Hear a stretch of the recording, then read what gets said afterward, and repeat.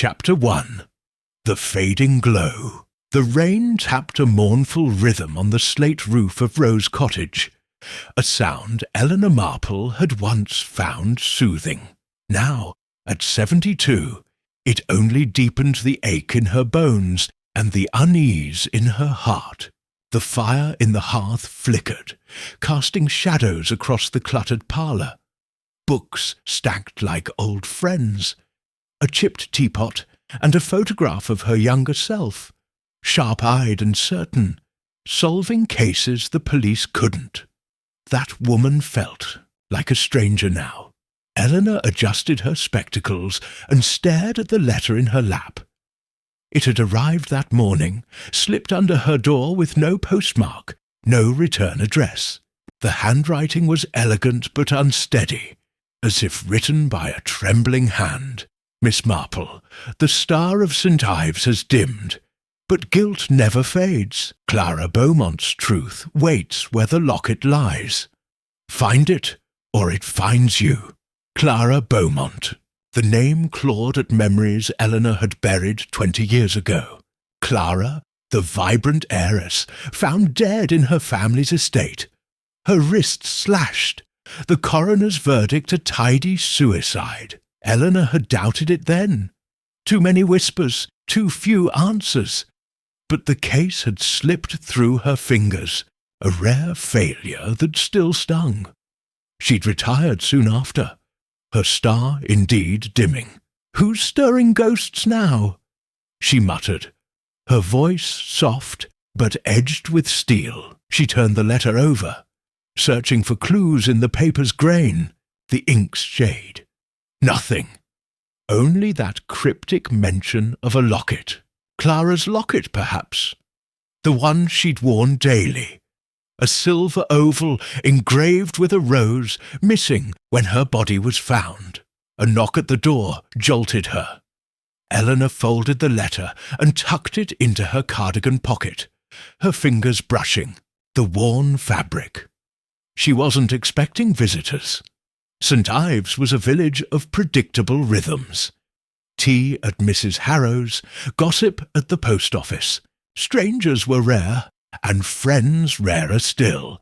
"Coming!" she called, easing herself from the armchair. Her hip protested, but she moved with the quiet grace of someone who'd once chased clues through London's fog. She opened the door, too, a young man, perhaps 30, his rain-soaked coat dripping onto her stoop. His dark hair clung to his forehead, and his green eyes held a mix of urgency and hesitation. "Miss Eleanor Marple?" he asked, voice clear despite the storm. "Who's asking?" Eleanor's tone was polite but guarded, her gaze flicking over him. City shoes, no umbrella, a notebook peeking from his pocket. A journalist, likely. She'd met his kind before. Thomas Wren, with the Gazette. He offered a disarming smile. "I'm writing about old cases, unsolved ones. Yours, specifically. May I come in?" Eleanor's instinct was to shut the door. Journalists had hounded her after Clara's case, twisting her doubts into headlines. Star detective stumped by suicide. But something in Thomas's eyes, earnest, almost desperate, gave her pause, and the letter burned in her pocket. Its words, echoing, "Find it or it finds you. Wipe your feet," she said finally, stepping aside. "And don't expect much. I'm retired." Thomas ducked inside, shaking rain from his coat. The parlour seemed smaller with him in it, his energy a contrast to the room's stillness. He glanced at the photograph on the mantel, then back at her. "You don't look retired, Miss Marple, not in spirit. Flattery won't get you far," she said, settling into her chair and gesturing to a worn sofa. "What's this about? My cases are old news." "Not Clara Beaumont's." Thomas sat, pulling out his notebook. "Her death still stirs talk, suicide or not. I've read your old interviews. You never believed it was that simple." Eleanor's fingers tightened on her armrest. "You've done your homework. Why dig up Clara now? Thomas hesitated, his pen hovering. I think there's more to her story, and I think you do too. I want to help you find the truth. Help me. Eleanor's laugh was dry. Boy, I was solving murders when you were in nappies. If there's truth to find, I don't need a scribbler's help. Then why haven't you found it? His question was gentle but sharp, cutting through her defences. 20 years, and Clara's case is still open in your mind, isn't it? The fire crackled, filling the silence. Eleanor's eyes drifted to the letter's hiding place. Thomas didn't know about it, couldn't, but his timing unnerved her. Coincidence, or something more? She'd learned long ago that coincidences were often clues in disguise. Tell me, Mr. Wren, she said, leaning forward, her voice low. What's your stake in this? Nobody chases old ghosts for a byline. Thomas's smile faltered, and for a moment he looked younger, vulnerable. Let's just say I have my reasons, personal ones. Will you talk to me about Clara? Please? Eleanor studied him, weighing his words against the letter's warning. The rain outside grew heavier, a curtain sealing them in. She could send him away, let Clara's ghost rest. But the locket, wherever it was, called to her, a puzzle unfinished. And her star, dim as it was, hadn't gone out yet. All right, she said at last, but we do this my way. And if you're hiding something, Mr. Wren, I'll know. Thomas nodded, relief washing over his face. Fair enough. Where do we start? Eleanor's lips curved, the faintest spark of her old fire returning. With a cup of tea, she said, and then we start with Clara. Chapter 2. Shadows of the Past. The kettle's whistle pierced the quiet of Rose Cottage, pulling Eleanor Marple from the fog of memory. She poured steaming water into 2 chipped teacups, the scent of Earl Grey curling through the air. Thomas Wren sat on the sofa, his notebook open, pen poised like a hunter waiting for prey. The firelight danced across his face, catching the flicker of impatience in his green eyes. He was young, eager, but there was something else. A shadow of personal stakes he hadn't yet confessed. Tea's strong, Eleanor said, handing him a cup. Like the truth, it'll burn if you're not ready. Thomas took it with a half-smile. I can handle it, Miss Marple. Start with Clara. What happened 20 years ago? Eleanor settled into her armchair. The letter in her pocket, a silent weight. Clara Beaumont's face swam into focus. Golden hair, sharp blue eyes, a smile that hid as much as it revealed.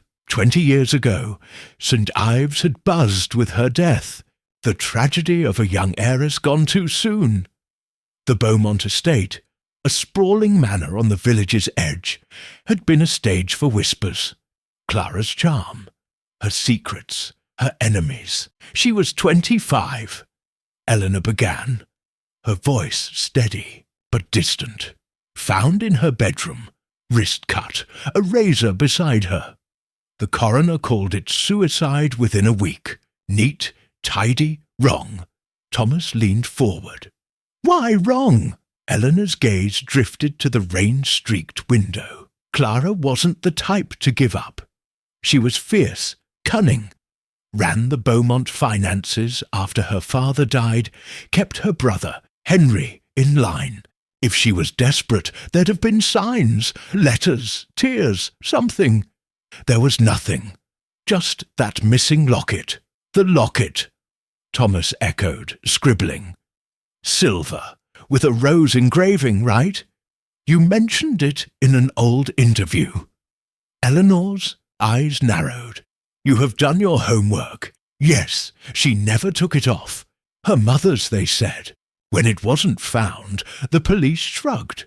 Stolen, lost, who cares? I cared.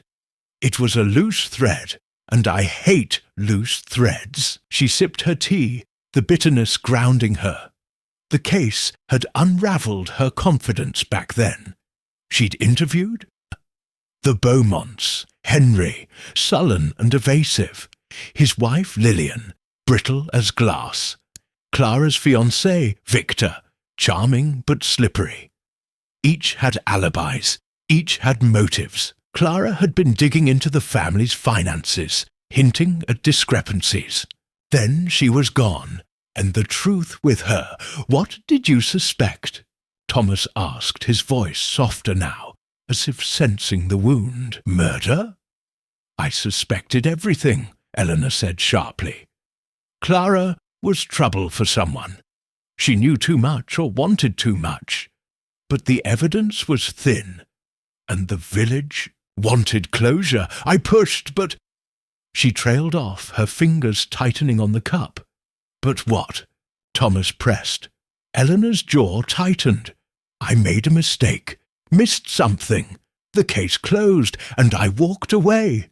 The admission stung, even now. She'd let Clara down, let herself down.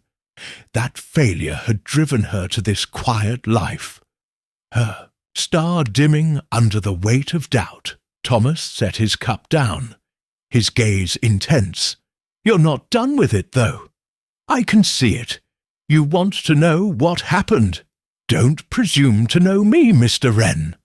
Eleanor snapped. But her heart wasn't in it. He was right, and the letter proved it. Someone else wanted her to dig too. But who? And why now? Thomas flipped a page in his notebook. I found something in the archives. A witness, a maid, who left St. Ives right after Clara's death. She told a reporter she saw someone near the estate that night. Someone who wasn't family. Never followed up. Interested? Eleanor's pulse quickened. A witness overlooked. It was a thread, thin but real. Name, Margaret Cole. No record of where she went. But I'm good at finding people. He hesitated, then added, If you'll work with me. Eleanor studied him. His offer was tempting, but his motives were murky. Personal reasons, he'd said. A relative, a grudge. She'd find out one way or another.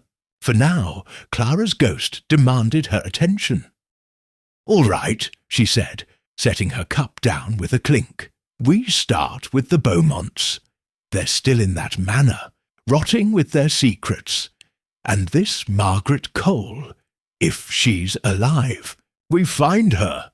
Thomas grinned, a spark of triumph in his eyes. Tomorrow, then. I'll drive. Tomorrow. Eleanor agreed, but her mind was already racing. The locket, the witness, the letter. They were pieces of a puzzle she'd failed to solve once. She wouldn't fail again. As Thomas stood to leave, he paused at the door. Miss Marple, why do you think someone's bringing this up now? After all this time? Eleanor's hand brushed the letter in her pocket. Guilt, she said quietly. It's patient. It waits. The door closed behind him, and the rain swallowed his footsteps. Eleanor pulled out the letter, rereading the words. Where the locket lies. Clara's truth was out there, and so was her killer. For the first time in years, Eleanor felt the old fire stir, a faint glow in the shadows of her past. Chapter 3. The Guilty Whisper. The Beaumont estate loomed at the edge of St. Ives, its ivy-clad walls and tall chimneys, a relic of wealth, now fraying at the edges. Eleanor Marple gripped the armrest as Thomas Wren's car bumped along the gravel drive. The morning mist clinging to the grounds like a shroud. The manor's windows stared down, cold and unyielding, stirring memories of her last visit to 20. Years ago, when Clara Beaumont's body had been carried out, and Eleanor's questions had gone unanswered. Place hasn't changed, Eleanor muttered, her voice barely audible over the engine's hum. Still feels like it's hiding something. Thomas glanced at her, his hands steady on the wheel. You think they'll talk? The Beaumonts aren't exactly chatty, from what I've read. They'll talk, Eleanor said, her eyes narrowing. Guilt makes people careless. Always has. She adjusted her scarf, the letter tucked safely in her purse. Its words, Clara Beaumont's truth waits where the locket lies, had kept her awake, turning over old clues like stones in a riverbed. The locket was key, she was sure, and the Beaumonts were the last to see Clara alive. Henry, her brother, had inherited the estate. Lillian, his wife, had resented Clara's control. Victor, the fiancé, had vanished after the funeral. Any of them could know more than they'd let on. Thomas parked near the manor's entrance, where a rusted iron gate creaked in the wind. The air smelled of damp earth and decay. Eleanor stepped out, her cane tapping the ground, though she leaned, on it more for show than necessity. A good detective knew how to play frail when it suited. The door opened before they could knock. A woman in her 60s stood there, her silver hair pulled tight, her face sharp as cut glass. Lillian Beaumont. Her smile was polite but thin, like ice over a frozen lake. Miss Marple, Lillian said, her voice clipped. And Thomas Wren, he offered, extending a hand she ignored. We're here about Clara, Eleanor said, cutting to the point. A few questions, if you'll indulge me. Lillian's smile faltered, but she stepped aside. Of course, though I can't imagine what's left to say after all these years. The drawing-room was a museum of faded grandeur, velvet curtains heavy with dust, a chandelier missing half its crystals. Henry Beaumont sat by a fire, his broad frame slouched in an armchair. His face, once handsome, was now lined with resentment, his eyes bloodshot. He barely glanced up as they entered. Eleanor Marple, he grunted. Back to stir the pot. Back to find the truth, Eleanor replied, settling into a chair without an invitation. Thomas stood behind her, notebook discreetly in hand. Clara's death never sat right with me, nor, I suspect, with you. Henry's jaw tightened. It was suicide. Coroner said so. You're chasing ghosts. Ghosts leave clues, Eleanor said, her tone calm but pointed. Like Clara's locket. Silver, rose engraving. Gone when she died. Any idea where it went? Lillian froze mid-step, a tea tray rattling in her hands. The locket? Why bring that up? It was probably stolen. Maid's sticky fingers. Or someone took it, Eleanor said, watching Lillian's face. Someone who didn't want it found. Henry snorted, but his fingers drummed the armrest. A nervous tick. You're wasting your time. Clara was troubled. She ended it. That's all. Thomas spoke up, his voice measured. Troubled how? I've read she was managing the estate's finances. Found some discrepancies. That must have caused tension. Lillian set the tray down hard, a cup clinking. Clara was reckless, she snapped. Always meddling, stirring trouble. If she found anything, she brought it on herself. The room went quiet. The fires crackled the only sound. Eleanor's gaze flicked between them. Lillian's flushed cheeks. Henry's clenched fist. Guilt whispered here, but whose? She decided to press harder. There's a witness, she said, bluffing slightly. Someone saw a stranger near the estate the night Clara died. Margaret Cole, a maid. Ring any bells? Henry's head jerked up, his eyes wide for a split second before he masked it. Never heard of her.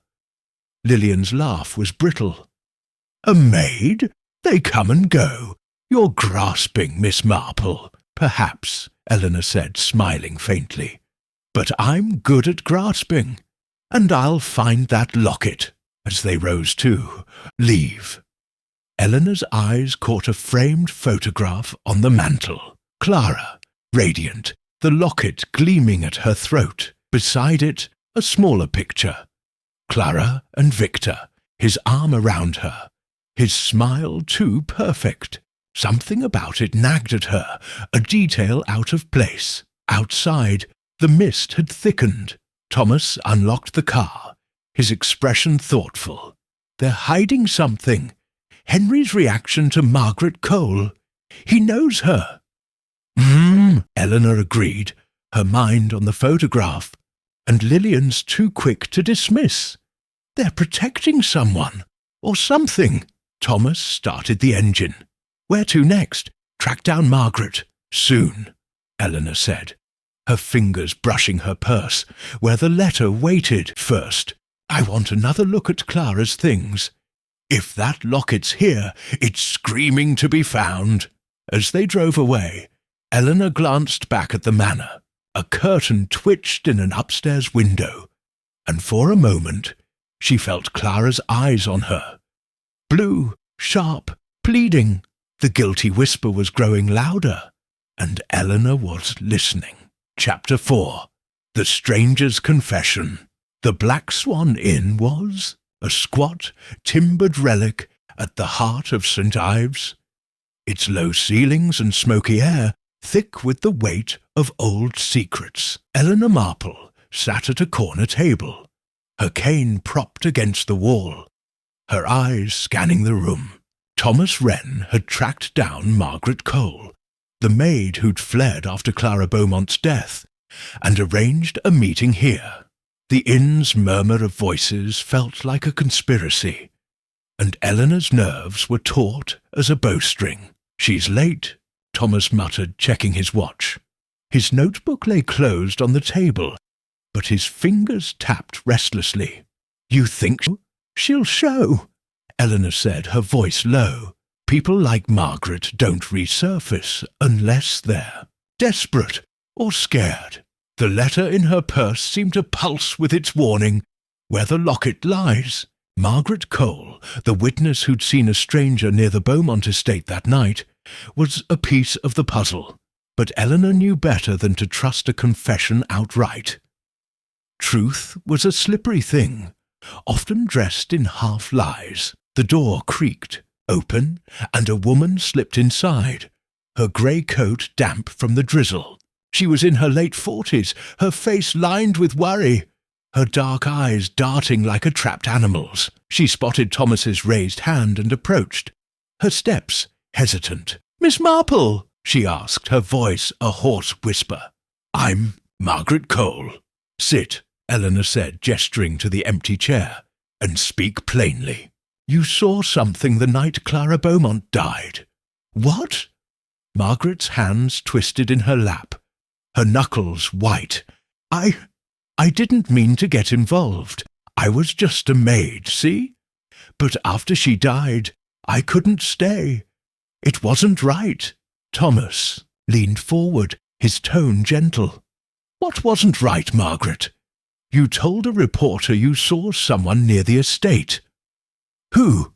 Margaret's eyes flicked to the door, as if expecting it to burst open. "I was in the kitchen, late, past midnight. I saw a man in the garden, near the rose arbour. He wasn't family, not Henry, not Victor. He moved like he didn't want to be seen, carrying something small, glinting. I thought, maybe it was the locket." Eleanor's pulse quickened. "Describe. Him. Tall, thin, dark coat, hat pulled low. I couldn't see his face." Margaret's voice trembled. "But he looked at the house like he was waiting for something. Then he was gone." Eleanor exchanged a glance with Thomas, a stranger with the locket, lurking the night Clara died. It fit her suspicions of murder, but it was vague, maddeningly so. "Why didn't you tell the police?" she asked. Margaret's face crumpled. "I tried. Went to the constable next day, but he laughed me off. Said I was imagining things, that Clara killed herself. Then someone left a note under my door. Keep quiet, or you're next. I ran. Left St. Ives that week. Thomas scribbled in his notebook, his jaw tight. Who left the note? Any guess? I don't know.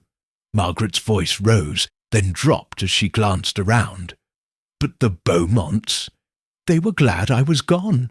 Lillian, especially. She never liked me, thought I heard too much. Eleanor leaned back, her mind racing. A threatening note, a dismissed witness.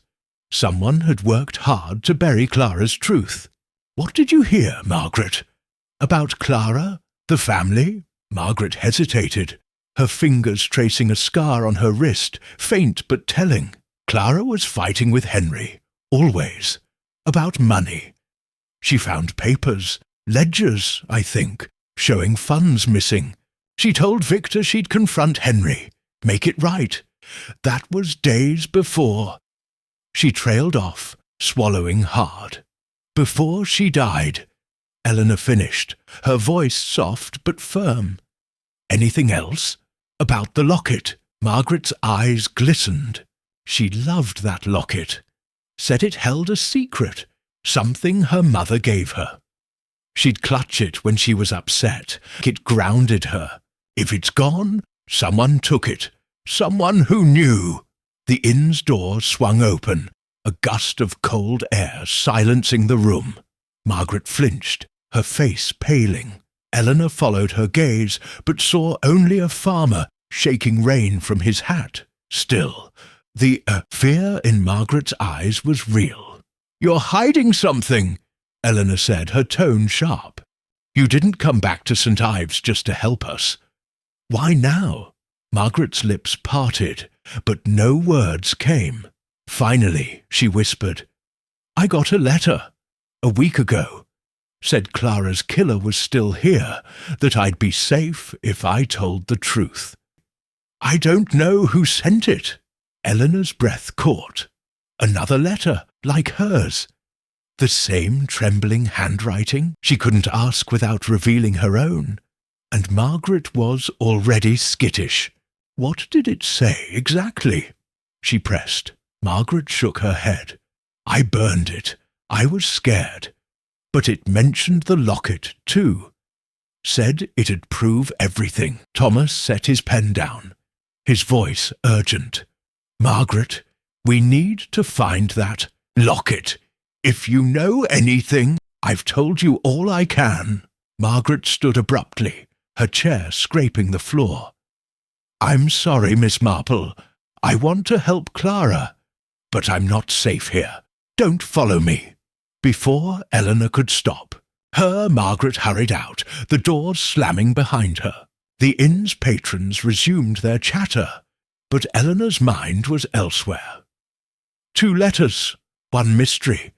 Margaret's story rang true, but her fear and her scar suggested a deeper wound. "She's running from something," Thomas said, closing his notebook. "Or someone. Or both," Eleanor replied, her fingers brushing her purse. "She's given us a start. A man in the garden, the locket, Clara's fight with Henry. But she's holding back. We need to find her again." Thomas nodded, but his eyes were troubled. "You think her letter's connected to yours?" Eleanor didn't answer. She couldn't, not yet. But the coincidence was no coincidence. Someone was pulling strings, and Clara's locket was at the heart of it.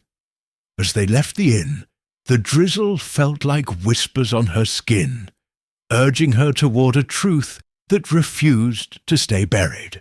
Chapter 5. The Weight of Secrets. The St. Ives Library was a sanctuary of oak shelves and hushed whispers, its air thick with the scent of old paper. Eleanor Marple sat at a corner table, a dusty box of Clara Beaumont's personal effects before her, retrieved from the estate's archives with a grudging nod from Lillian Beaumont. Thomas Wren stood nearby, flipping through a ledger, his brow furrowed. The rain had stopped, but the sky outside remained grey, mirroring the unease settling over Eleanor. "Anything in that ledger?" she asked, her voice low to avoid the librarian's glare. Thomas shook his head. "Just numbers. Clara was meticulous, but nothing screams motive yet." He hesitated, then added, "You think Margaret's telling the truth about the man in the garden?" "Half of it," Eleanor said, her fingers tracing the box's lid. "She's scared, and scared people lie. But the locket, the letter, those are real. Someone's stirring this pot, and I want to know why." She opened the box, revealing a jumble of Clara's belongings. A silk scarf, a silver hairbrush, a stack of letters tied with ribbon. At the bottom, a small leather-bound diary caught her eye, its edges worn but intact. Eleanor's pulse quickened. Diaries were windows to the soul, and Clara's soul had been troubled. She flipped it open, the pages crackling. Clara's handwriting was precise, almost defiant, detailing estate matters, social engagements, and toward the end, something darker. An entry dated a week before her death read, "Henry's hiding something." The accounts don't add up. 10,000 gone, no explanation. He says it's a mistake, but his eyes lie. I found a receipt, Victor's name on it. Are they in this together? I'll confront them. The locket knows the truth. Eleanor's breath caught. "Thomas, look at this." She slid the diary across the table. Clara was onto something. Blackmail, maybe. Thomas read the entry, his jaw tightening. Victor, her fiancé. If she was threatening to expose them, that's motive. More than motive, Eleanor said, her mind racing. If Clara was waving proof, those papers or even the locket, it's a reason to silence her. She flipped to another entry, dated 2 days later. Lillian knows. She heard me arguing with Henry, gave me that viper's smile. She said, "Careful, Clara. Secrets cut deeper than razors. I'm not afraid. Mother's locket will protect." Mead and Eleanor closed the diary, her fingers lingering on the cover. Lillian's threat, Henry's theft, Victor's involvement. Clara was surrounded by wolves. Thomas's voice was quiet. "And the locket? She keeps mentioning it. What's it hiding?" "That's the question," Eleanor said, slipping the diary into her purse beside the mysterious letter. "Something worth killing for, I'd wager." She glanced at Thomas, noting the tension in his posture, the way his eyes avoided hers. He'd been too quick to point to Victor, too invested in the diary's clues. Time to pull a thread. "Thomas," she said, her tone deceptively soft, "you've been cagey since we started. Margaret's letter, the locket, this case, it's personal for you. Out with it." Thomas froze, his fingers pausing on the ledger. For a moment she thought he'd dodge again, but he sighed, his shoulders slumping. "All right, you deserve to know. Clara, she was my aunt." Eleanor's eyebrows rose, but she kept her expression neutral. "Your aunt? You said you were just a journalist chasing a story." "I am," Thomas said, his voice raw. "But Clara was my mother's sister. I was a kid when she died, 10 years old. My mother never believed it was suicide," said the Beaumonts. "Covered something up. She died last year, still grieving Clara. I promised I'd find the truth." Eleanor studied him, weighing his words. The confession explained his urgency, his edge, but it also complicated things. Personal stakes clouded judgment, and she needed Thomas sharp. "Why not tell me from the start? I thought you'd shut me out," he admitted. "You're Eleanor Marple, the star detective. I'm just a reporter with a grudge." "You're more than that now," Eleanor said, her voice firm. But no more secrets, Thomas. If you're holding anything else back, it'll trip us up." He nodded, his eyes meeting hers. "No more secrets, I swear." Eleanor wasn't sure she believed him, but for now it was enough. The diary's revelations had shifted the ground beneath her. Clara's blackmail, the locket's secret, the Beaumonts' lies. And Margaret's letter, so like her own, suggested a puppet master pulling strings. "We need to find those papers Clara mentioned," she said, standing and grabbing her cane. "And the locket. If they're still at the estate, we'll tear the place apart." Thomas closed the ledger, a spark of determination in his eyes. "Back to the Beaumonts, then." "Not yet," Eleanor said, her mind on Lillian's viper smile, Henry's nervous tick. "First, we dig into Victor. He's a ghost in this story, and ghosts always leave traces." As they left the library, the diary's weight in her purse felt like Clara's hand on her shoulder, urging her forward. The secrets were piling up, heavy as guilt, and Eleanor knew they were only scratching the surface of a truth that cut deeper than razors. Chapter 6. The Gathering Storm. The Beaumont Estate's ballroom was a shadow of its former glory. Its gilded mirrors dulled, its chandeliers draped in cobwebs. Eleanor Marple stood near a window, her cane a quiet prop as she observed the sparse crowd gathered for Clara Beaumont's memorial. 20 years since Clara's death, and the village had turned out, some out of respect, others for gossip. The air was heavy with perfume and unspoken accusations, and Eleanor felt the weight of eyes on her, the once star detective who'd failed to solve the case. Thomas Wren lingered nearby, his suit slightly ill-fitting, his gaze scanning the room.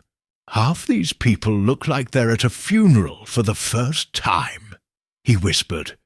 "Notice anything?" "Plenty," Eleanor murmured, her eyes on Henry Beaumont, who stood by a portrait of Clara, glass in hand, his face a mask of forced grief. Lillian was beside him, her smile as sharp as ever, greeting guests with the grace of a spider spinning a web. "They're performing, but someone here knows more than they're letting on." The memorial had been Lillian's idea as tribute to Clara, though Eleanor suspected it was a way to control the narrative now that she and Thomas were digging. Clara's diary, tucked safely in Eleanor's purse beside the first letter, had painted a picture of betrayal, Henry's theft, Victor's complicity, Lillian's threat. The locket remained the key, its absence a silent scream in Clara's story. A woman in a black dress approached, her face vaguely familiar. "Miss Marple," she said, her voice trembling with deference. "I'm Emily Harrow, from the village. I admired your work. Clara deserved better." Eleanor nodded, noting Emily's nervous hands. "Thank you, Emily. Did you know Clara?" "A little. She was kind, but troubled. I saw her arguing with Victor once, near the church. She looked scared." Emily glanced at Lillian, then lowered her voice. "Be careful. The Beaumonts don't like questions." Before Eleanor could press further, Lillian's voice cut through the room. "Friends, thank you for honouring Clara's memory. She was a light, taken too soon. Let's raise a glass to her." Glasses clinked, but the toast felt hollow. Eleanor's gaze locked on Henry, whose hand shook as he drank.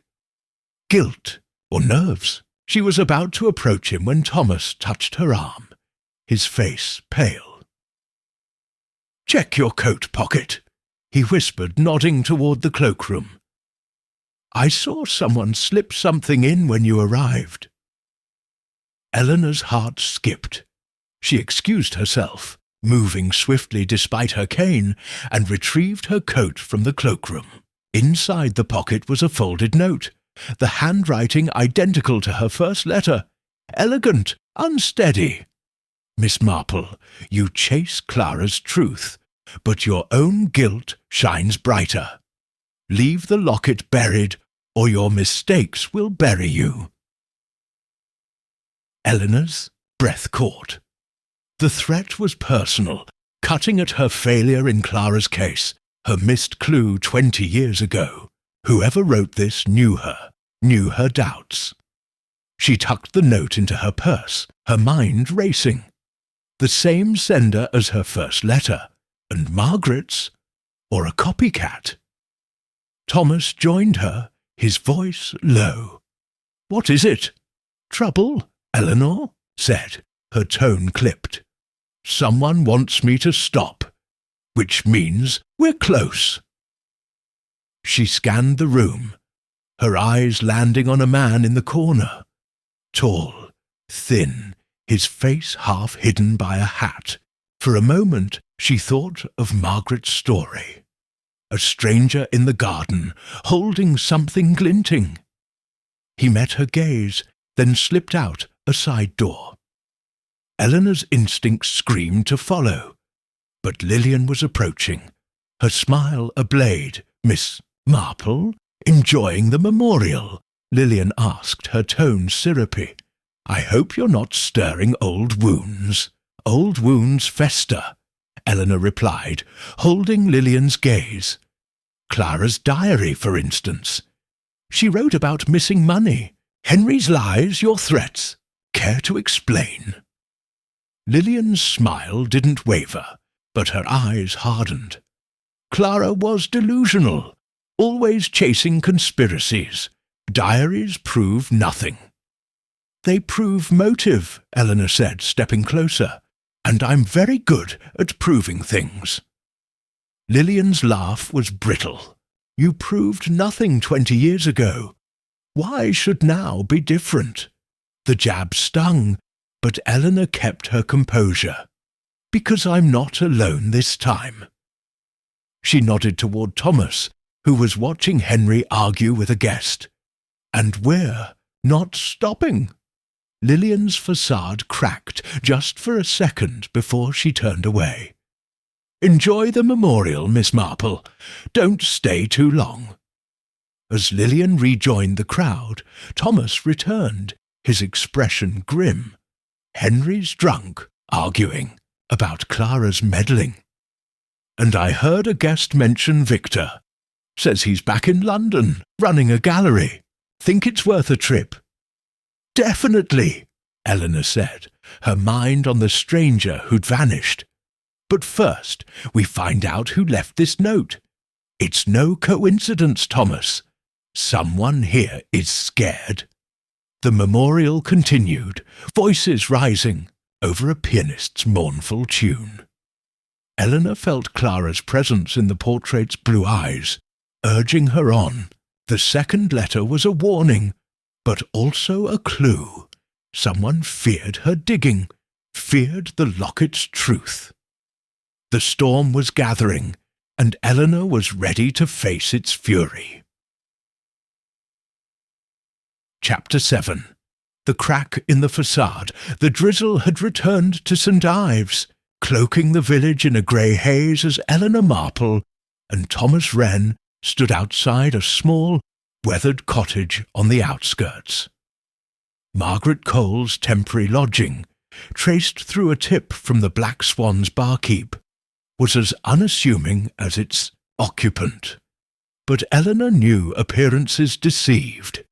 Margaret's fear at the inn had been real, and her half-truths about Clara's death hid something vital.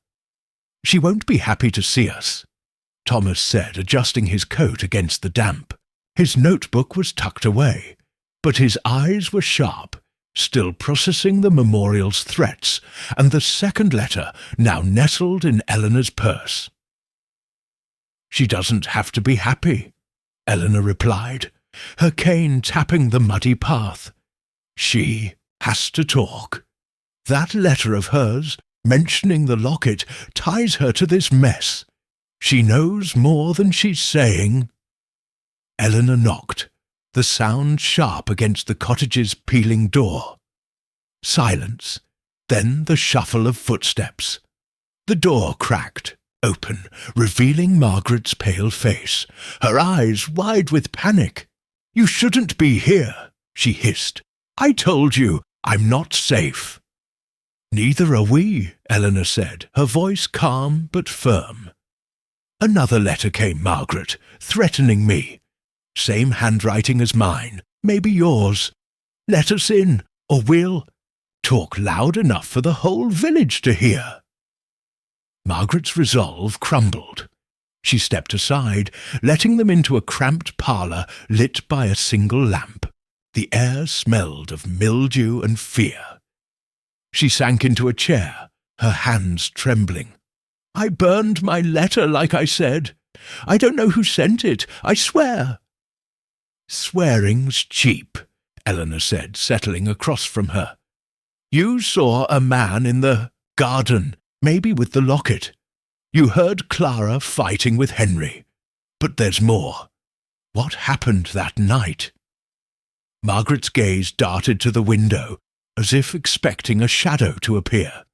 I didn't tell you everything. That night, I wasn't just in the kitchen. I went upstairs to tidy Clara's room. She was there, crying. She'd been arguing with Victor, not Henry. I heard her say, "You can't keep this from me. I know what you did." Eleanor's pulse quickened. What did Victor do? Margaret shook her head. "I don't know. She saw me, told me to leave, but her locket, it was on her dresser, open. There was a tiny key inside, like for a lockbox. She snapped it shut when she noticed me." Thomas leaned forward, his voice tense. "A key?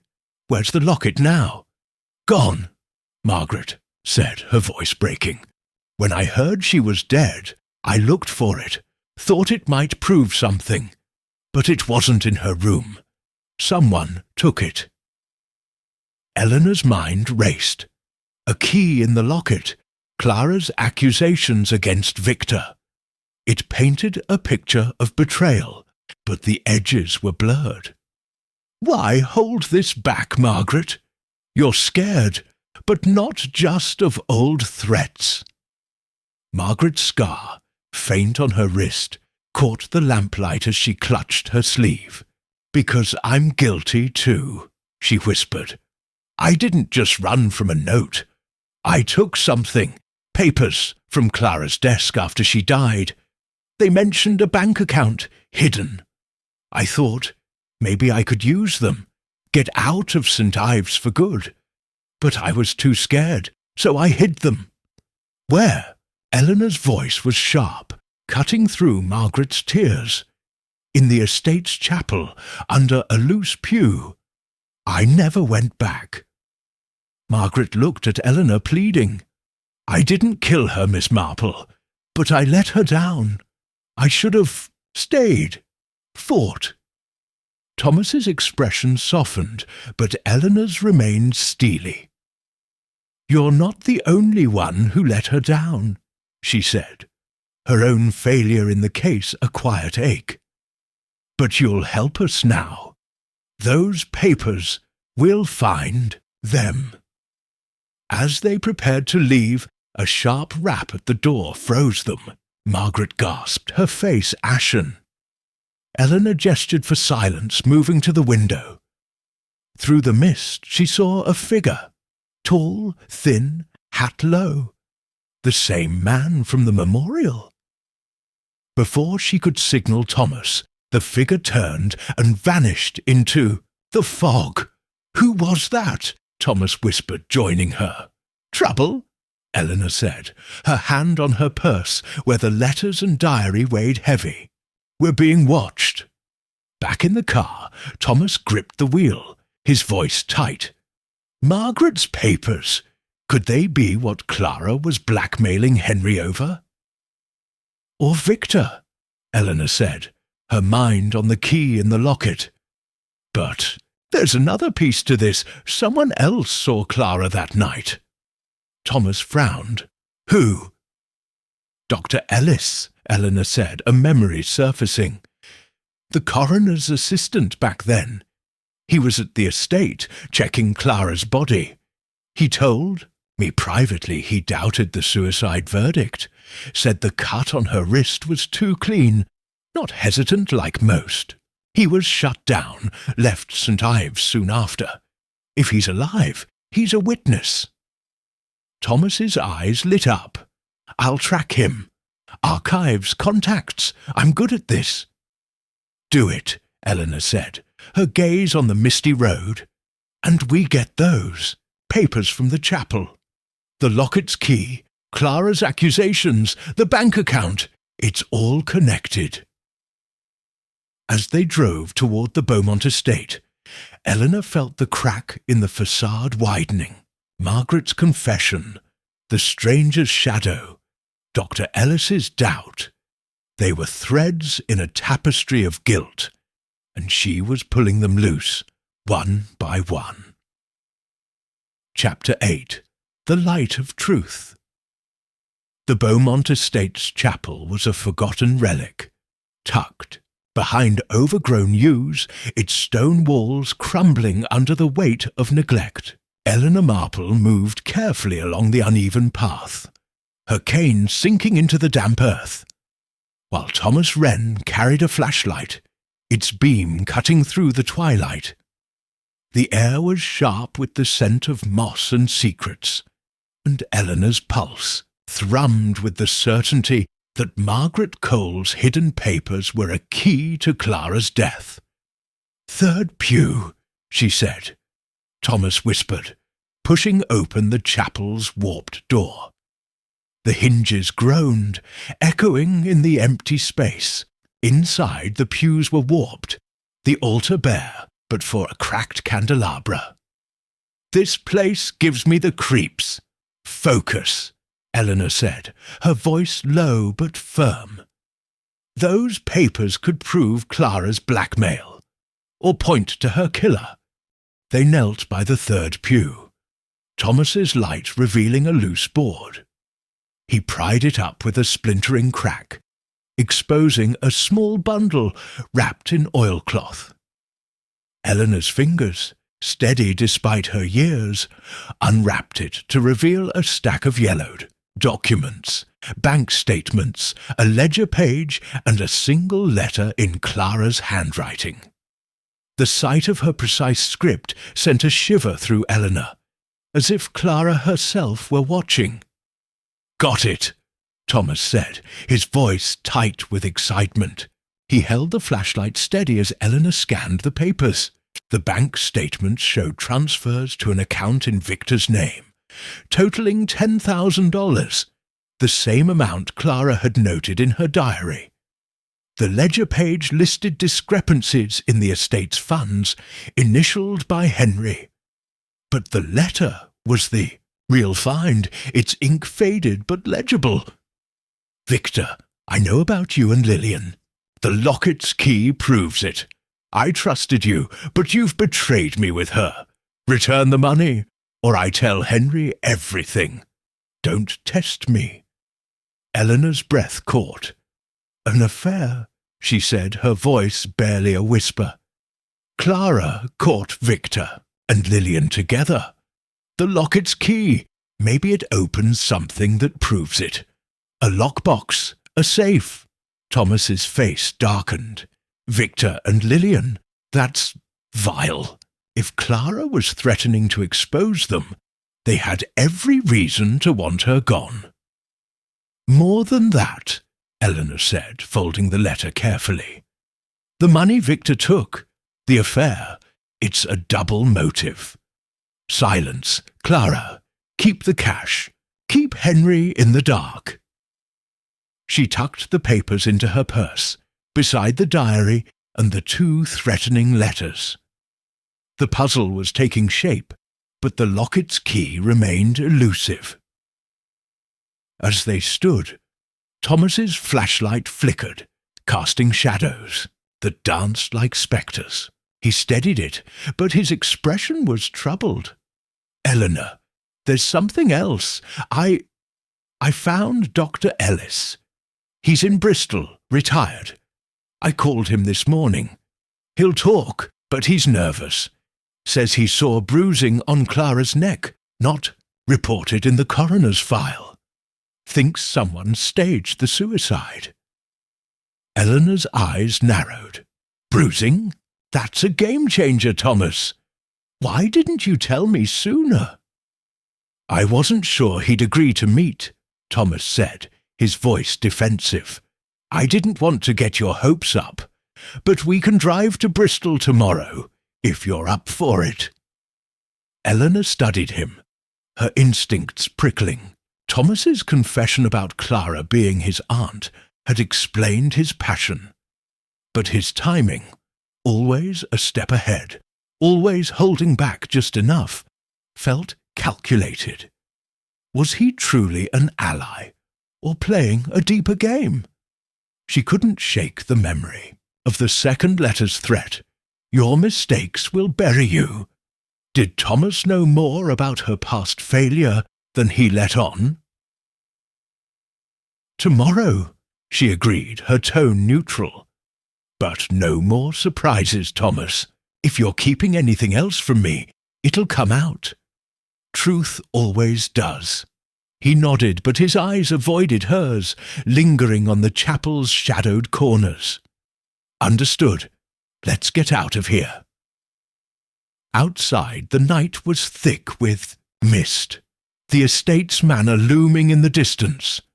Eleanor's mind churned. Victor and Lillian's affair, the locket's key, the bruising on Clara's neck. The papers confirmed Clara's blackmail, but the locket was still missing, its secret locked away. And Dr. Ellis's testimony could blow the suicide verdict apart. As they reached Thomas's car, a rustle in the yews made Eleanor pause. She gripped her cane, her senses sharp. "Someone's there," she whispered. Thomas swung the flashlight, but the beam caught only branches swaying in the wind.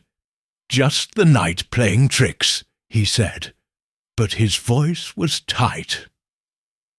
Eleanor wasn't convinced.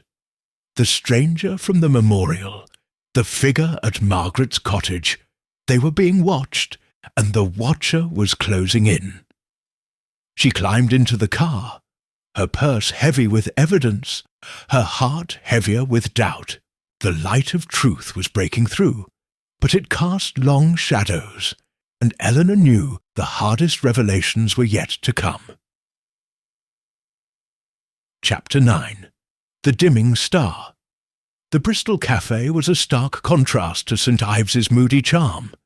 Bright, bustling, with the clatter of cups and the hum of conversation, Eleanor Marple sat at a corner table, her cane resting against her chair, her purse heavy with Clara's diary, letters, and the damning papers from the chapel. Across from her, Thomas Wren sipped coffee, his eyes flicking to the door. They were here to meet Dr. Ellis, the coroner's assistant who doubted Clara's suicide 20 years ago. But Eleanor's mind was elsewhere, tangled in the second letter's threat. "Your mistakes will bury you." "Relax, Thomas," Eleanor said, her voice steady despite the knot in her chest. "He'll show. Men like Ellis don't resurface unless they're ready to talk." Thomas nodded, but his fingers drummed the table. "I just hope he's got something solid. Bruising on Clara's neck, that's not small. If he can prove it, the suicide verdict collapses." Eleanor didn't reply, her gaze on the window. The drive to Bristol had been quiet. Her thoughts, consumed by Victor and Lillian's affair, the locket's key, and the stranger stalking their steps. But the letters gnawed at her most. Someone knew her failure in Clara's case, her missed clue. What had she overlooked? The door chimed, and a man in his late 60s entered, his coat worn, his face etched with regret. Dr. Ellis. His eyes found Eleanor's, and he approached, sitting heavily. "Miss Marple," he said, his voice gravelly. "I didn't think I'd see you again." "Nor I you," Eleanor said, her tone measured. "You left St. Ives quickly after Clara's death. Why?" Ellis's hands trembled as he clasped them. "I had to. The coroner, Dr. Hargrove, he buried my findings. Said I was young, overzealous. But I saw her body, Miss Marple, bruising on her neck, faint but there, like someone grabbed her.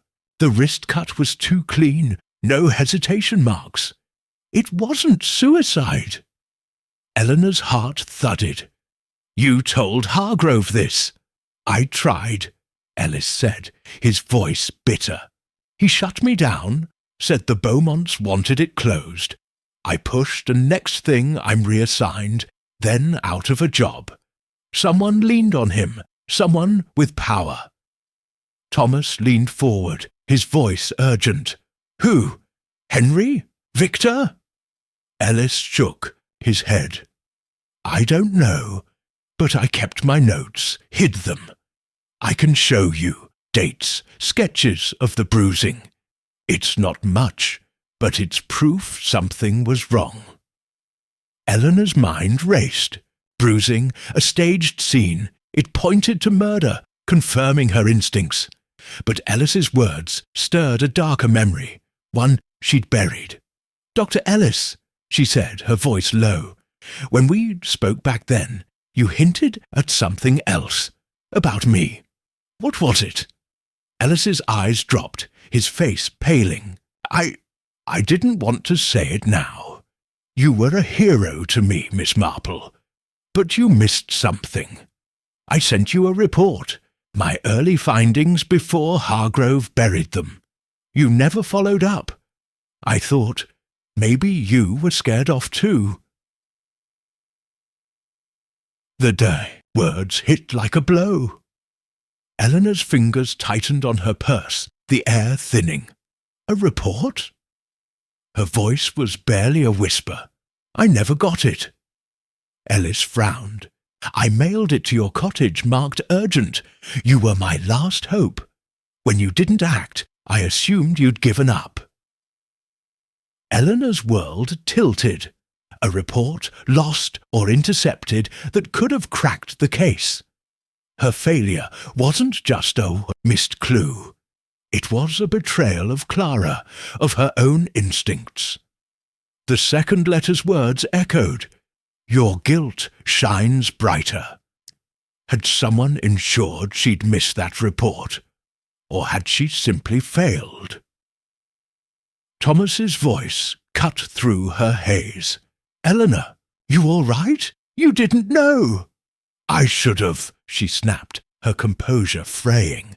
"I was the star detective. I should have chased every lead, questioned every silence." She turned to Ellis, her voice steely despite the ache. "Your notes, I want them. Now." Ellis nodded, pulling a small envelope from his coat. "They're copies. Keep them safe. I'm done running from this." Eleanor took the envelope, her hands steady despite the storm inside. Sketches of Clara's neck, notes on the bruising. It was damning, a crack in the suicide facade. But her own role in the case's failure loomed larger, a shadow dimming her star. As Ellis left, Thomas touched her arm, his voice soft. "You couldn't have known, Eleanor.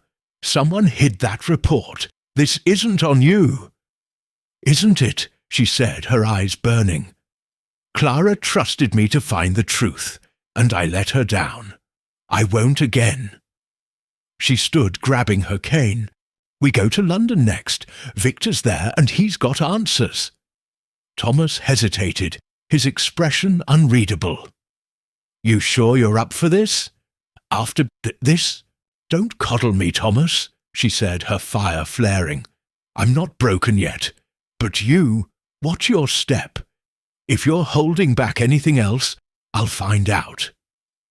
He nodded, but the doubt in his eyes lingered. As they left the café, Bristol's lights blurred in the dusk, and Eleanor felt the weight of her guilt, sharp as a razor. The truth was close, but so was the threat. Someone had buried her chance once, and they were watching, waiting to bury her again. Chapter 10. The Final Clue. The London Gallery was a sleek contrast to St. Ives's rustic gloom. Glass walls, polished floors, and paintings that glowed under soft lights. Eleanor Marple moved through the crowd, her cane a quiet rhythm against the hum of art patrons, her purse heavy with Clara's diary, letters, and Dr. Ellis's notes. Thomas Wren was at her side, his eyes scanning for Victor Grayson, Clara's former fiancé, now a gallery owner with secrets to spill. The weight of Eleanor's past failure lingered, but the fire in her was fierce. She was close to Clara's truth, and the locket was the key. "Victor's office is in the back," Thomas whispered, nodding toward a discreet door. "I called ahead, said we're critics. He's expecting us." "Clever," Eleanor said, her tone dry. "Let's hope he's as forthcoming as he is vain."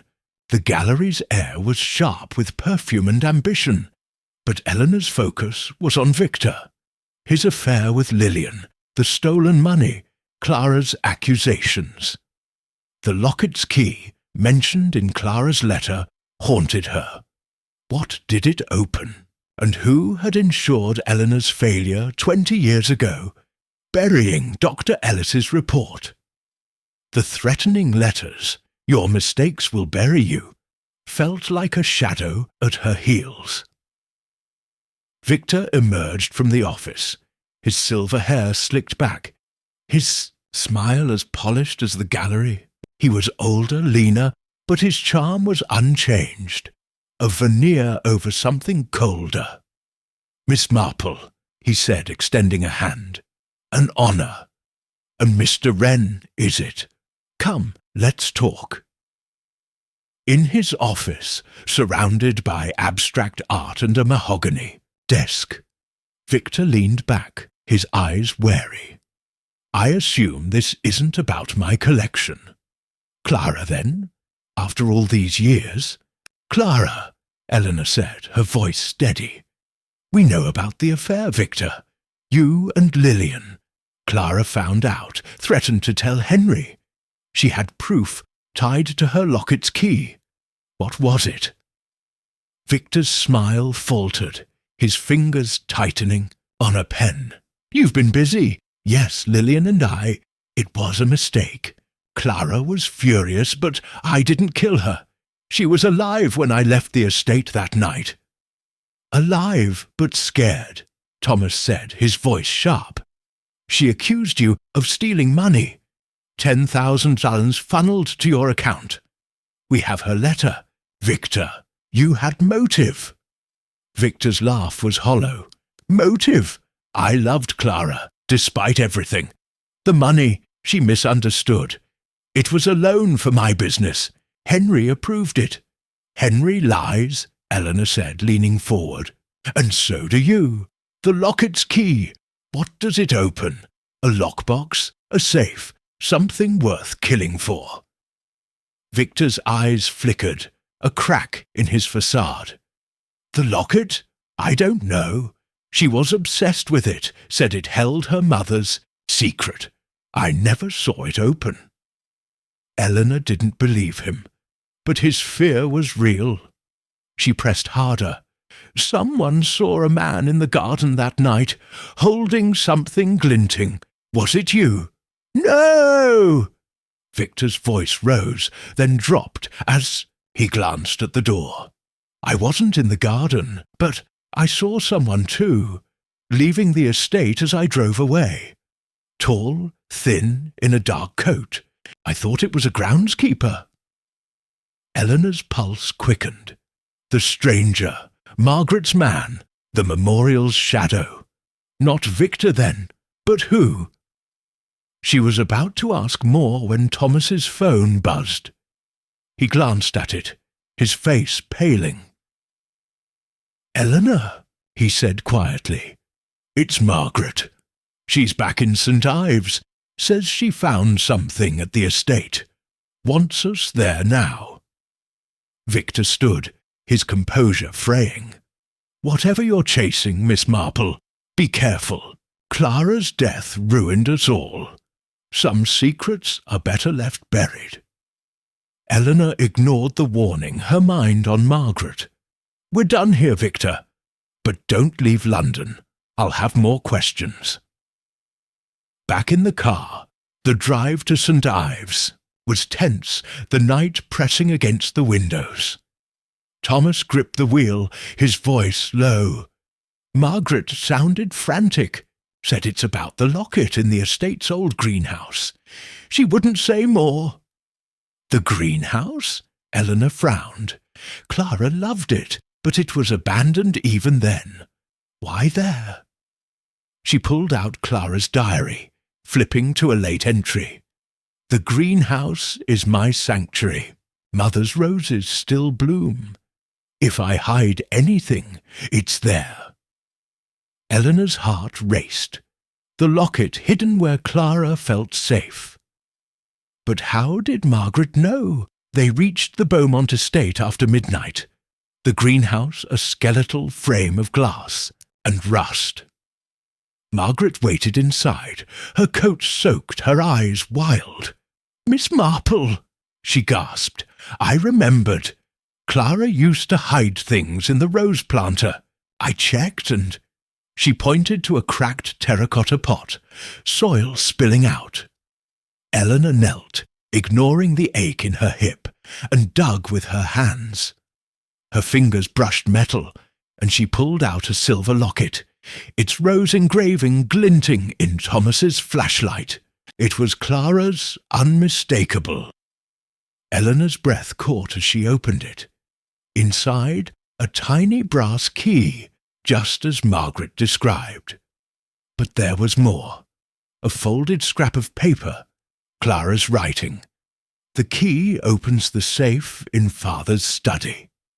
Proof of Victor's betrayal, Lillian's lies. "If I die, find it. Proof," Thomas whispered, his voice awed. "This points to Victor and Lillian." "Or someone else," Eleanor said, her mind on the stranger. The locket, hidden in a place only Clara and her killer would know. Margaret's sudden find felt too convenient. "Margaret, how did you know to look here?" Margaret's eyes darted away. Clara mentioned the greenhouse once. I just thought—" "Liar!" Eleanor snapped, her voice cutting. "Someone told you. Who?" Before Margaret could answer, a shadow moved outside the greenhouse, a tall figure in a dark coat. Thomas swung the flashlight, but the figure was gone, leaving only the echo of footsteps. Eleanor clutched the locket, its key a burning weight. The killer was close, and the final clue had set the stage for a reckoning. Chapter 11. The Night of Reckoning. The Beaumont Estate's drawing room was a theatre of shadows, its faded grandeur lit by a roaring fire and flickering candelabras. Eleanor Marple stood at the centre, her cane planted firmly, her purse on a side table holding Clara's diary, letters, papers, and the locket with its key and note. Around her, the suspects sat in uneasy silence. Henry Beaumont, his face flushed, with drink. Lillian, her eyes sharp as knives. Victor Grayson, summoned from London, his charm fraying. And Margaret Cole, trembling but resolute. Thomas Wren stood by the door, his notebook closed, his gaze steady. Outside the wind howled, sealing them in for the truth. "Thank you for coming," Eleanor began, her voice clear, cutting through. the tension. 20 years ago, Clara Beaumont died in this house, called a suicide. I failed her then, but not tonight. One of you killed her, and the locket has spoken." She held up the silver locket, its rose engraving glinting. Gasps rippled through the room. Henry's choked, Lillian's sharp, Victor's silent. Margaret's eyes dropped, her hands twisting.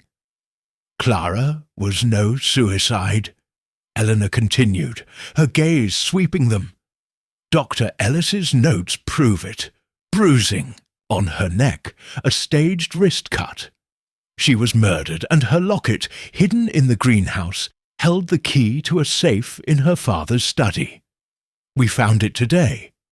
Inside, papers proving Victor and Lillian's affair, and $10,000 stolen from the estate." Victor stood, his face pale. "I told you, it was a loan. I didn't kill her." "Sit," Eleanor snapped, her authority unshakable. "Clara knew about the affair, threatened to expose you. You had motive, Victor. But so did you, Lillian. Jealousy, fear of losing Henry.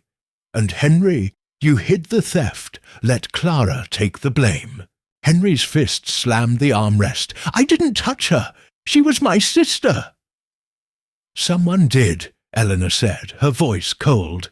"A stranger was seen in the garden that night, holding something glinting. Margaret saw him, and so did Victor. But the locket wasn't taken. It was hidden where only Clara's killer would know." Lillian's laugh was brittle. "You're grasping, Miss Marple. That locket proves nothing. Clara was unstable, obsessed with secrets." "Was she?" Eleanor pulled out Clara's diary, flipping to a marked page. She wrote, "Lillian's smile cuts like a razor. She knows. You threatened her, Lillian, when she found your affair. And you, Margaret, why lead us to the locket now? Who told you where it was?" Margaret's voice was a whisper. I remembered Clara's habits, I swear." "Lies," Eleanor said, her eyes locking on Margaret's scar. "You've been running from guilt, but not just for stealing papers. You know more." The room crackled with tension, the fire's shadows dancing. Thomas stepped forward, his voice low. "Eleanor, show them the letters." Eleanor nodded, producing the 2 threatening notes. "These came to me, warning me off. Another to Margaret, luring her back. Same handwriting, same intent, to control this truth. Someone here is pulling strings." Henry's face crumpled, his voice raw. "Enough! I can't listen to this. Clara was my fault, but I didn't kill her. I took the money, yes, but she forgave me. She was going to fix it." "Vicky, how?" Eleanor pressed, sensing a crack. "She had proof," Henry said, tears welling. "In the locket, the safe. She said it'd save us all. I was too weak to help her." Victor's voice cut in, desperate. "She confronted me that night, about Lillian. I left her alive, I swear. Someone else was there." Eleanor's gaze shifted to Lillian, whose composure was unravelling, her hands trembling. "Lillian," she said softly, "you were the last to see Clara. The diary says you argued. The bruising, someone grabbed her. Was it you?" Lillian stood, her voice shrill. "How dare you? I loved Clara despite her meddling. I didn't— Stop!" Margaret's cry silenced the room. She was sobbing, her scar stark against her pale skin. "It was me," she whispered. "I killed her." The confession hung like smoke. Eleanor's heart thudded, but she held. "Steady!" "Explain, Margaret." Margaret's voice broke. "I was jealous. Clara had everything: beauty, power. I overheard her fight with Victor, saw the locket's key. I thought, if I took it, I could blackmail them, escape my life. I went to her room, begged her to help me. She refused, said I was pathetic. I grabbed her, shook her, too hard. She fell, hit her head. I panicked, staged the wrist cut. I hid the locket in the greenhouse, where she loved. Thomas's face was ashen. You let everyone think it was suicide? I was scared, Margaret sobbed. I took the papers, ran. The letters, I sent them to ease my guilt, to make it right. I'm sorry, Miss Marple. Eleanor's mind reeled. Margaret, the timid maid, driven by envy and desperation. The bruising, the staged scene, it fit, but the motive felt incomplete, too personal for the web of lies. The stranger in the garden, she said. Who was he? Margaret shook her head. I don't know. I swear, I acted alone. Lillian's voice was a hiss. You monster! You destroyed us all. Eleanor raised a hand, silencing her. Margaret, you'll face justice, but Clara's truth is out. She turned to the others. You all played a part. Your secrets, your silence. Clara deserved better. As Thomas called the police, Eleanor clutched the locket, its key a cold weight. Margaret's confession solved the murder. But the stranger's shadow lingered, a thread unpulled. The night of reckoning had come. But Eleanor sensed the final truth was still hiding, waiting to strike. Chapter 12. The Twist of Guilt.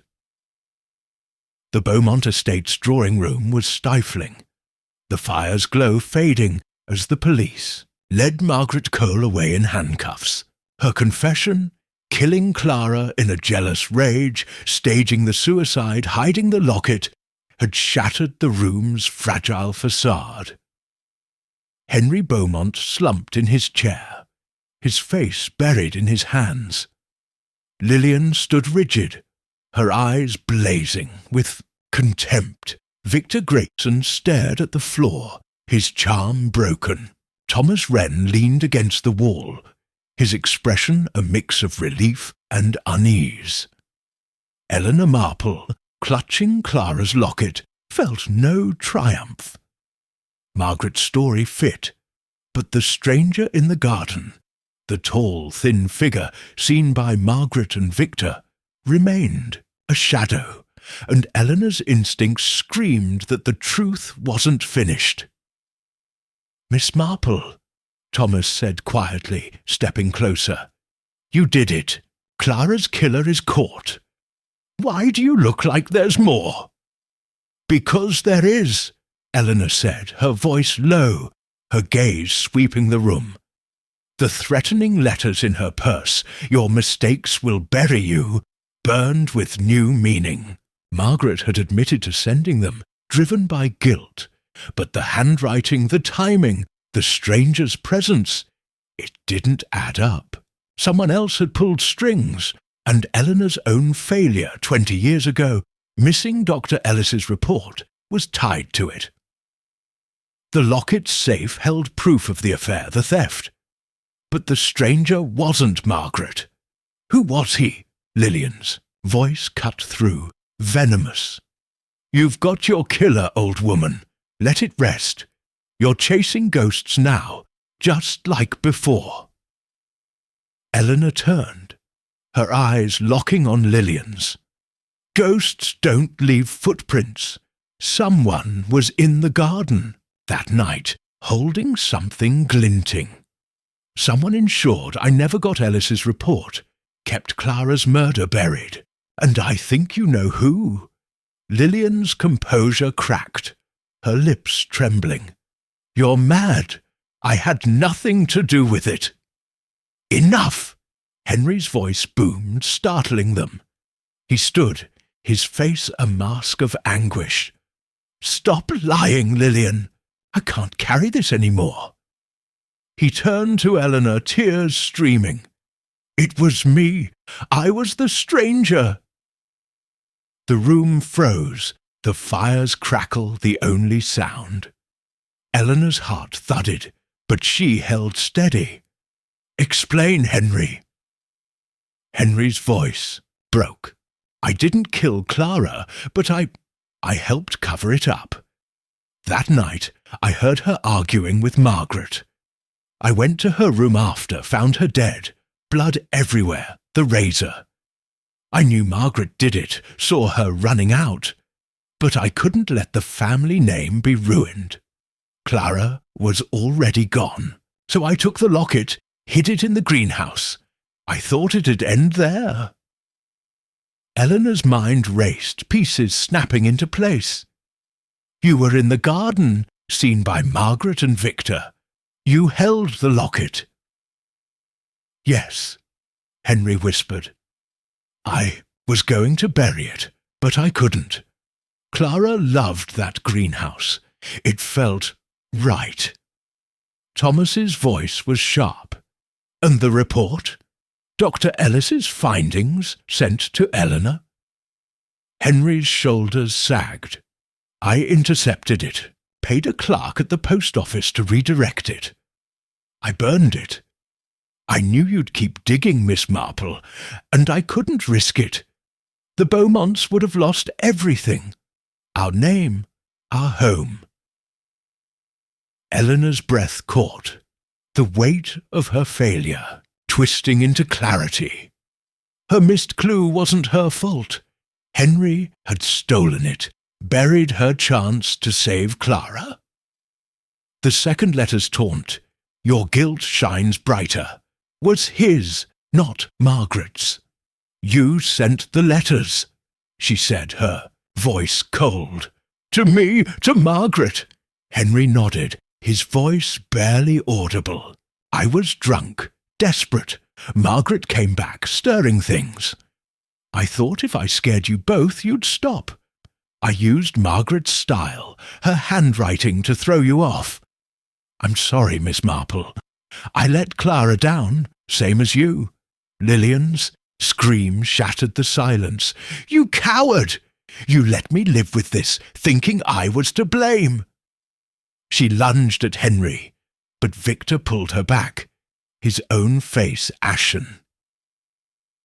Eleanor raised a hand, her voice commanding. Enough. Henry, you didn't kill Clara, but you buried her truth and mine. You'll answer for it.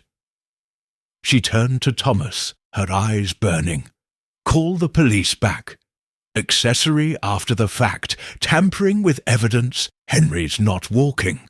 Away. As Thomas stepped out to make the call, Eleanor clutched the locket, its key a cold reminder of Clara's fight. Margaret's envy had killed her, but Henry's cowardice had sealed the lie, and Eleanor's stolen chance had let it fester. Her guilt, sharp as it was, wasn't hers alone any more. Lillian sank into a chair, sobbing. We're cursed, all of us. Clara's death broke us. No, Eleanor said, her voice soft but firm. You broke yourselves hiding from the truth. Clara's free now, and so am I. Victor spoke, his voice hollow. What happens to us? You live with it, Eleanor said, her gaze unflinching. Like I have. As the police returned, taking Henry into custody, Eleanor stepped outside, the night air sharp against her skin. Thomas joined her, his expression heavy. You were right, Eleanor. There was more, but it's over now. Not quite, she said, her eyes on the stars above. Clara's truth is out, but I need to make peace with mine. She handed him the locket. Keep this for your mother. Tell her Clara's star never dimmed.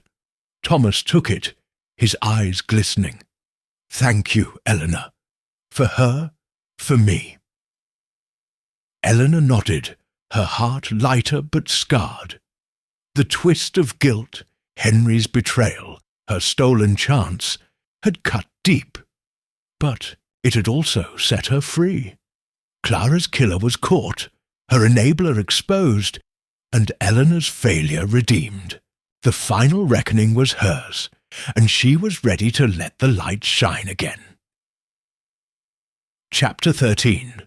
The Star Reborn. The dawn broke over St. Ives, painting the village in soft golds and pinks, a quiet contrast to the storm of truths that had unravelled at the Beaumont estate. Eleanor Marple stood in her garden at Rose Cottage, the locket now with Thomas, the diary and letters locked in her desk, their secrets laid bare. Clara Beaumont's killer, Margaret Cole, awaited trial, and Henry Beaumont faced charges for his role in the cover-up. The case was closed, but Eleanor's heart still carried its weight, lighter now, yet marked by scars only time could soften. She clipped a rose from her garden, its petals vibrant against the morning dew, and placed it in a small vase on her porch. It was for Clara, a silent tribute to a woman whose light had been stolen but never extinguished. The air was crisp, carrying the promise of spring, and Eleanor felt a flicker of the fire that had once defined her. The star detective, reborn, in the truth she'd fought for. Thomas Wren arrived as the sun climbed higher, his car rattling up the lane. He stepped out, his face softer than she'd seen it. The weight of his aunt's unresolved death lifted. "Morning, Eleanor," he said, holding a thermos of coffee. "Thought you might need this after last night." She smiled, a rare warmth in her eyes. "You're learning, Thomas. Come, sit. Tell me how you're holding up." They settled on the porch, the village waking around them, children laughing, the postman's whistle. Thomas poured coffee, his voice steady. "I called my mother's old friend, told her about Clara. She cried, said it felt like closure. The locket's with her now, a piece of Clara to keep, thanks to you, not just me," Eleanor said, sipping the coffee, its bitterness grounding her. "You pushed me, Thomas, kept me sharp. Clara would have liked you, stubborn, like her." Thomas's smile was bittersweet. "I wish I'd known her, but I know you now, and that's something." He hesitated, then added, "What about you, Eleanor? You carried this case for 20 years. How do you let it go?" Eleanor's gaze drifted to the rose, its petals catching the light. "I don't let it go," she said quietly. "I carry it differently. Clara's death was my failure, but Henry's betrayal, hiding that report, sending those letters, stole my chance to save her. Knowing that, it frees me. I failed, but I wasn't alone." Thomas nodded, his eyes thoughtful. "And the Beaumonts? Lillian? Victor?" "They'll live with their guilt," Eleanor said, her voice firm. "Lillian's affair, Victor's greed, Henry's cowardice. They built the cage that trapped Clara. They'll face no charges, but they've lost more than a trial could take. The village knows their truth now." A breeze stirred the garden, carrying the scent of roses. Eleanor thought of the greenhouse, where Clara's locket had waited, a silent plea for justice. Margaret's envy had sparked the tragedy, but Henry's silence had let it fester, and Eleanor's missed report had sealed it. Yet in the end, they'd all been redeemed in a way, Clara's truth shining through, a star undimmed. "What's next for you?" Thomas asked, breaking her reverie. "Back to retirement? Or is the star detective back for good?"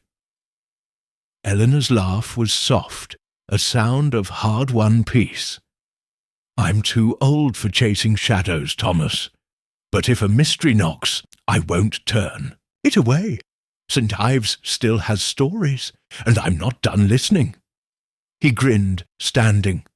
I'll hold you to that. I'm staying in town a while. Got a piece to write about Clara and you. The Gazette will love it. Make me sound less cranky than I am, Eleanor said, her eyes twinkling. And Thomas, keep asking questions. You're good at it. As he drove away, Eleanor lingered on the porch, the rose glowing in the sunlight. She thought of Clara's blue eyes, her fierce spirit now at rest. The guilt that had dimmed Eleanor's star was gone, replaced by a quiet strength. She'd faced her failure, unravelled the lies, and brought Clara home. Her legacy wasn't in headlines or solved cases. It was in the truth, hard-won and enduring. The village clock chimed, a reminder of time's gentle march. Eleanor rose, her cane tapping softly, and went inside. Rose Cottage welcomed her, its warmth a promise of new days. Clara's star shone above, and Eleanor's reborn would light the way forward.